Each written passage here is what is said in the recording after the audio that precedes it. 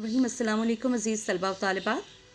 बाब नंबर 2 और जिसका हम मश्की सवाल नंबर 3 कर रहे थे और इसके हमने पिछले लेक्चर में 2 टॉपिक्स इसके हमने कर लिए हैं, जिसमें मुहाजिरीन की आबादकारी और इंतज़ामी इस्लाहात का ज़िक्र किया।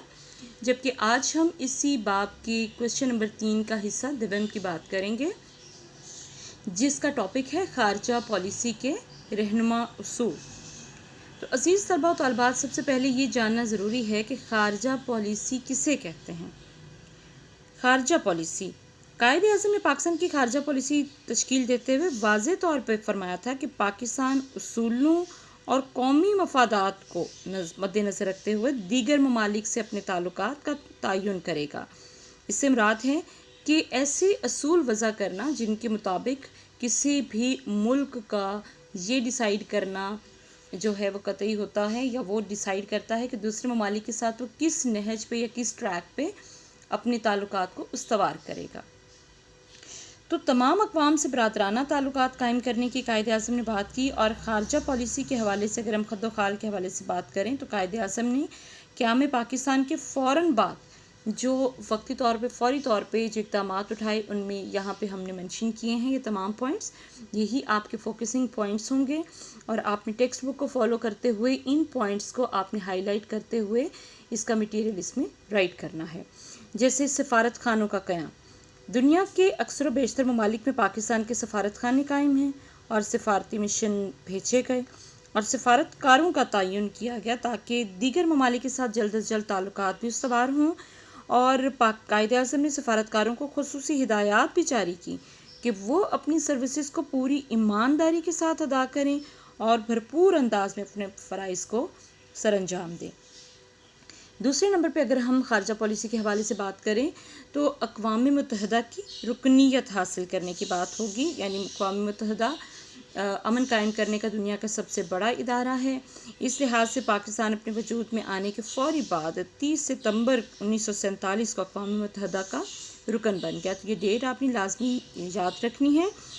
और ये अहद किया कि पाकिस्तान में अमन व आशती के लिए अपना भरपूर किरदार अदा करेगा। और अल्हम्दुलिल्लाह पाकिस्तान ने हमेशा अपने इस वादे पे पाकिस्तान पूरा उतरा है। और दुनिया में जब कभी भी अमन के हवाले से कोई बात होती है तो पाकिस्तान उसमें सरगर्म अमल होता है।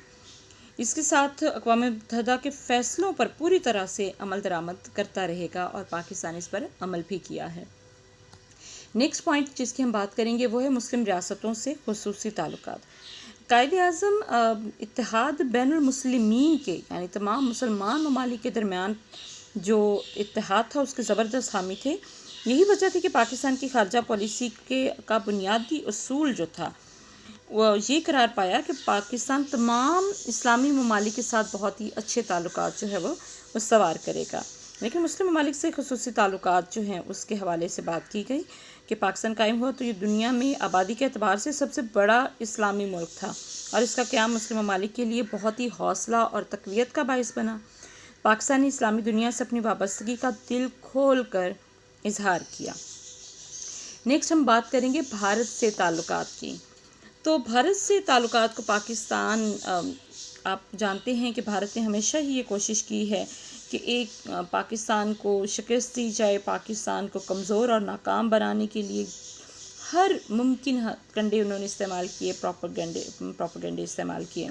जैसे दरियाई पानी का मसला पैदा किया, मुहाजिरीन के मसाइल पैदा कर दिए, सरहदों का तयन के सिलसिले में नाइंसाफ़ियों से काम लिया और मुतअद्दिद दीगर मसाइल जो थे वो भारत ने पाकिस्तान की तरक्की और इस्तेहकाम के रास्ते में रुकावट के तौर पे शुरू किए। जैसे इन्होंने बहुत सी देसी रियासतें जिनमें जूनागढ़, मनावादर, हैदराबाद, दक्कन और रियासत जम्मू कश्मीर थी, इन पर फ़ौज कशी के ज़रिए से कब्ज़ा भी कर लिया। तो ये पाकिस्तान के लिए बहुत ही नामसाइद हालात थे। नेक्स्ट में हम बात करेंगे कश्मीर की आज़ादी के लिए इक़दामात। कश्मीरी अवाम ने आज़ादी के लिए जब जद्दोजहद की तो पाकिस्तानी इखलाकी, सियासी, सिफारती और फ़ौजी हिमायत जारी रखी। पाकिस्तान अक़वाम मुत्तहिदा में कश्मीरियों के जो हक़ खुद इरादियत का मुकदमा था वो बहुत ही अच्छे से लड़ा। भारत ने वादा भी किया था कि वो कश्मीर में रायशुमारी के ज़रिए से अवामी फ़ैसले को तस्लीम भी करेगा, लेकिन जो ही रियासत पर उसकी अपनी गिरफ्त मजबूत हुई वो फ़ौरी तौर पे हमेशा की तरह अपने वादों से मुकर गया। भारत ने पाकिस्तान को नुकसान पहुंचाने की कोशिश की, लेकिन पाकिस्तान की खारजा पॉलिसी ने भारत के तमाम तर अज़ाइम को नाकाम बना दिया। खारजा अमूर में पाकिस्तान की इब्तदाई कामयाबियों और भारत की तरफ से जारहाना इक़दामात का नाकाम होना, ये बुनियादी तौर पर अगर हम देखें तो कायद-ए-आज़म की उम्दा क़यादत की बदौलत ही मुमकिन हुआ था। तो इस सिलसिले में आप कायद-ए-आज़म की जो खारजा पॉलिसी के हवाले से रहनुमा उसूल बनाए गए और उन पर जो अमल दरामद किया गया और उसमें जो कामयाबी हासिल हुई, उस पर भरपूर एक बहुत ही अच्छे अंदाज से डिस्कशन जो है वो कर सकते हैं, लेकिन आपने इन पॉइंट्स को लाजमी तौर पर फॉलो करना है। बहुत शुक्रिया।